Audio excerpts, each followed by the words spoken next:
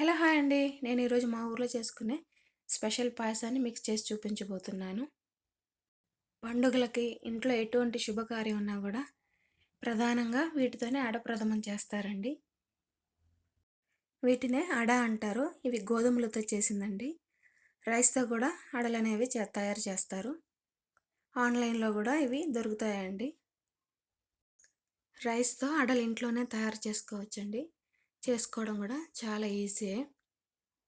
ఇక ముందుగా స్టవ్ వెలిగించుకొని ఒక పాత్ర పెట్టుకొని కొంచెం వాటర్ వేసుకోవాలి. మరో పక్క బెల్లాన్ని కూడా కరిగించుకోవాలి.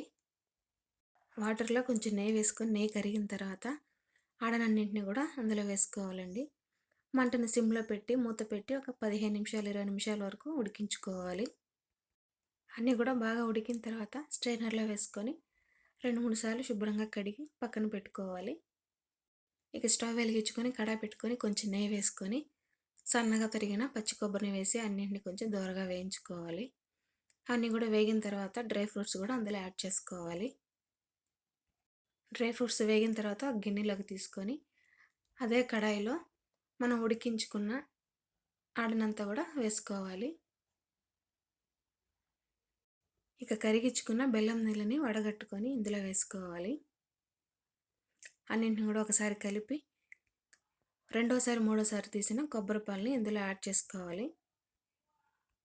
అన్నింటిని కూడా ఒకసారి బాగా కలిపి పాయసం బాగా చిక్కబడిన తర్వాత కొంచెం సొంటి పొడి కొంచెం ఇలాచీ పౌడర్ యాడ్ చేసుకోవాలి.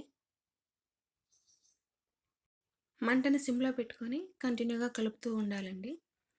ఇదే విధంగా ఆలువరగడ్డతో కూడా పాయసం చేశాను. ప్రీవియస్ వీడియోలోనే తప్పకుండా చూడండి. ఈ విధంగా చిక్కగా అయిన తర్వాత మొదటిసారి తీసుకున్న చిక్కటి కొబ్బరి పాలని ఇందులో వేసుకొని 1 నిమిషం ఉడికించుకుంటే చాలండి. ఎక్కువసేపు ఉంచిన అవసరం లేదు.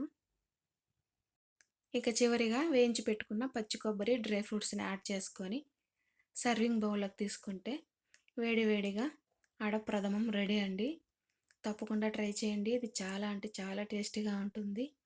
వీడియో నచ్చితే లైక్ చేయండి, షేర్ చేయండి. Thank you for watching.